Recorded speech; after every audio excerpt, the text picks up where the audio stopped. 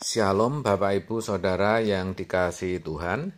Seri pengajaran hari ini berjudul Singkatnya Hidup, Dahsyatnya Kekekalan.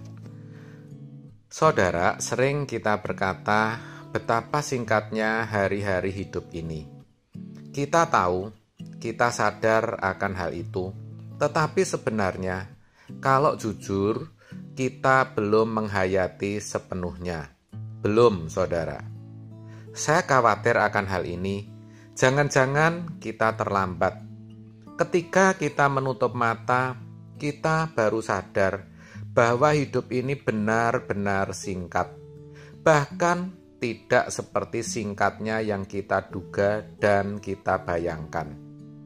Padahal, kalau mata pengertian kita bisa terbuka terhadap realitas atau kenyataan ini, kita pasti akan mengalami kegentaran yang luar biasa, saudara.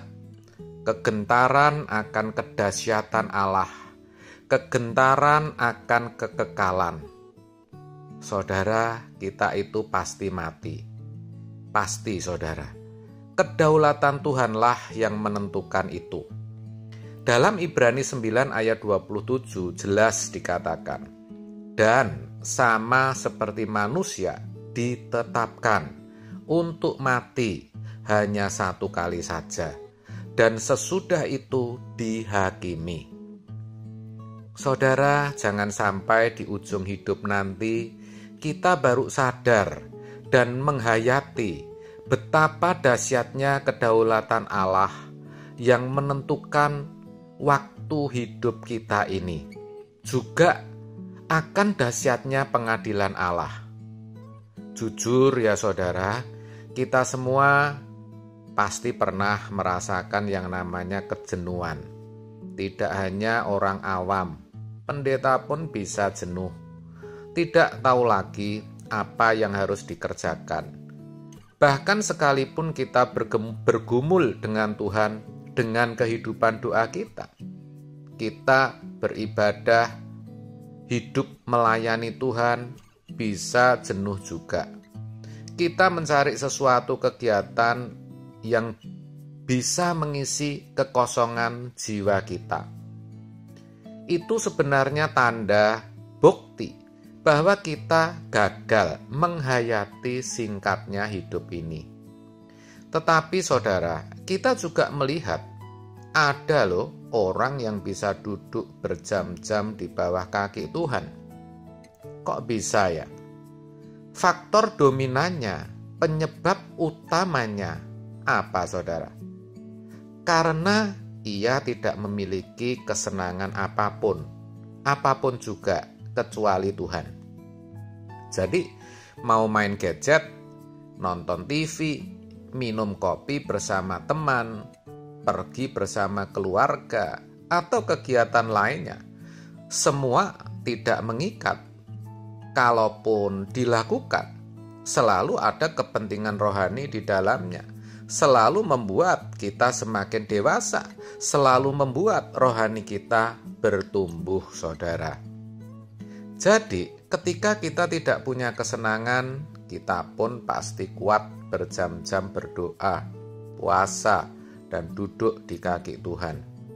Kita bisa menghayati betapa singkatnya hidup ini. Dan semakin banyak mengenal kebenaran, semakin kita bisa mengerti betapa mengerikannya hidup terpisah dari Allah untuk selama-lamanya. Kita juga akan melihat betapa tragisnya hidup ini.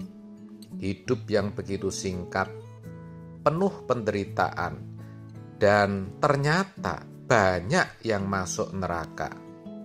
Maka sebisa mungkin kita pasti ingin menarik orang sebanyak-banyaknya agar terhindar dari api kekal neraka yang begitu mengerikan itu.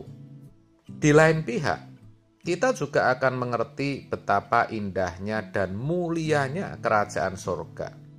Surga bukan lagi fantasi bagi kita, bukan juga obsesi yang kosong, tetapi benar-benar menjadi pengharapan yang hidup yang menyadarkan kita bahwa bumi ini bukan tempat kita.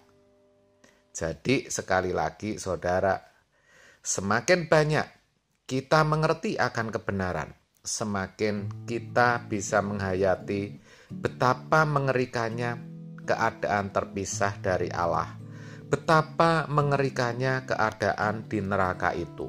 Tetapi di sisi lain, kita juga bisa menghayati betapa indahnya surga, serta menghayati bahwa dunia ini bukan tempat kita. Kita akan bisa menggunakan kesempatan hidup yang singkat yang Tuhan berikan ini sebaik-baiknya, yaitu untuk mempersiapkan diri menghadapi kekekalan. Kita tidak akan melakukan dan mengerjakan apapun juga kecuali untuk kepentingan kekekalan. Kita tidak akan hidup suka-suka dan ceroboh. Mungkin bagi yang masih muda ini terkesan sulit, tapi kalau saudara bisa, itu indah dan luar biasa. Bagi yang sudah berumur juga tidak mudah. Kenapa? Karena pola pikirnya sudah terlanjur duniawi. Tetapi tetap bisa saudara. Pola pikir tetap bisa diubah dan dibaharui saudara. Asal kita benar-benar mau dan serius. Untuk itu, apalagi bukankah itu suatu perintah? Tuhan pasti menolong. Bukankah dikatakan, janganlah kamu menjadi serupa dengan dunia ini, tetapi berubahlah oleh pembaharuan budimu, sehingga kamu dapat membedakan manakah kehendak Allah, apa yang baik, yang berkenan kepada Allah, dan yang sempurna. Roma 12 ayat 2. Saudara, satu hal yang perlu kita tahu adalah bahwa tidak ada karunia khusus menyangkut pendewasaan rohani, pertumbuhan iman, pengharapan akan LB3, atau perubahan pola pikir. Tidak ada, saudara. Semua itu bisa kita alami ketika kita mau membangun diri kita sendiri. Jadi, kalau ada orang yang bisa menghayati dunia itu bukan tempat tinggalnya, itu bukan ia beroleh karunia, tetapi karena ia mengisi hidupnya dengan benar, yaitu dengan kebenaran, dengan firman Tuhan. Hidup sejatinya pertaruhan, saudara. Apa yang kita pertaruhkan, itulah yang akan kita tuai. Galatia 6 ayat 8 mengatakan, sebab barang siapa menabur dalam dagingnya, ia akan menuai kebinasaan dari dagingnya.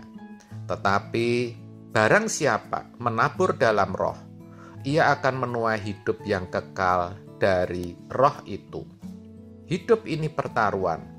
Setiap detik, setiap menit, setiap jam, setiap hari kita menabur. Saudara, kita harus sadari kita sedang menabur.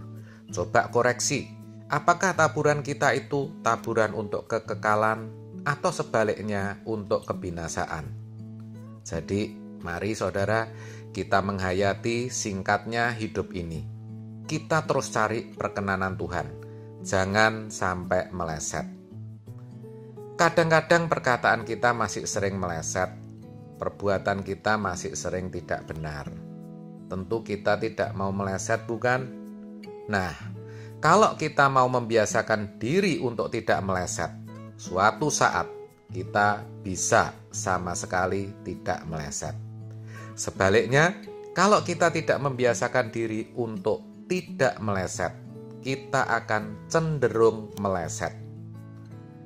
Saudara, sekali lagi hayati singkatnya hidup dan dahsyatnya kekekalan. Roh Kudus menolong saudara.